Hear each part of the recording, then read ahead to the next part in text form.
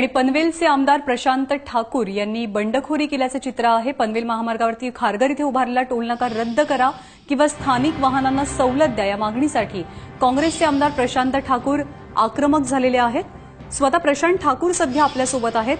प्रशांतजी, काय भूमिका आहे आपली? का आपण निवडणूक लढवणार नाही असं जाहीर करताय? नमस्कार। पनवेल सायन महामार्गावरती जो खारघर किंवा कामोठा या ठिकाणी टोल नाका प्रस्तावित केलाय, या टोल नाक्यावरती स्थानिकांना टोल लागू नये ही भूमिका मी 2 महिने आधीच घेतलेली आहे आणि या संदर्भामध्ये सातत्यानं मी सन्माननीय मुख्यमंत्री महोदयांकडे किंवा बांधकाम मंत्र्यांकडे, राज्यमंत्र्यांकडे पाठपुरावा केलाय। 1 महिन्यापूर्वी किंवा स्पेसिफिकली 11 जुलै रोजी या संदर्भामध्ये आम्ही आंदोलन केलं। 12 जुलै रोजी आम्हाला मुख्यमंत्र्यांनी या संदर्भात आश्वासित केलेलं आहे, पनवेलच्या जनतेला आश्वासित केलंय की स्थानिकांना कुठल्याही परिस्थितीमध्ये टोल आम्ही लागू देणार नाही। पण स्थानिकांची मागणी आहे की या संदर्भामध्ये केवळ शब्द नको, या संदर्भामध्ये आम्हाला नोटिफिकेशन हवं आणि ते नोटिफिकेशन आता आचारसंहिता लागू होण्याच्या मार्गावर आहे पण अजूनही लागत नाही आणि त्यामुळे निश्चितच जनतेमध्ये अस्वस्थता आहे, कार्यकर्त्यांमध्ये अस्वस्थता आहे आणि त्यामुळे अशा परिस्थितीत निवडणूक लढवू नये हीच माझी मानसिकता आहे। पण प्रशांतजी, आपलंच सरकार असून आपल्याला इतका वेळ आपल्या मागणीसाठी का थांबावं लागतंय? मला त्याची कल्पना नाही, कारण निश्चित पद्धतीनं आमच्या मतदारसंघाचा प्रश्न हा खूप महत्वाचा आहे आणि तो प्रश्न सुटलाच पाहिजे या भूमिकेवरती मी ठाम आहे। आता आपली पुढची भूमिका काय असणार आहे? आणखी काही नेते या आंदोलनामध्ये आपली साथ देणार आहेत का?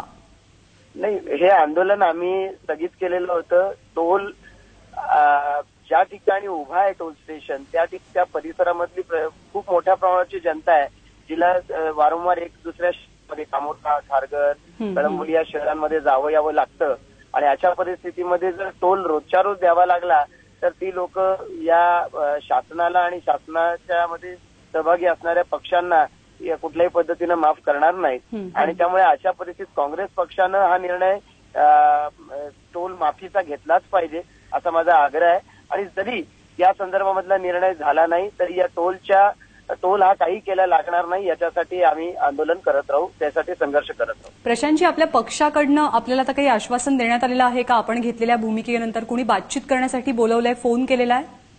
नाही, या संदर्भात मुख्यमंत्र्यांनी मला आश्वासित केलेलं आहे की हा निर्णय आम्ही घेऊ। पक्षाचे अन्य सर्व वरिष्ठ नेत्यांनी या संदर्भामध्ये मुख्यमंत्र्यांशी चर्चा केलेली आहे आणि मुख्यमंत्र्यांनी या संदर्भात निर्णय लवकरच होईल असं सांगितलंय।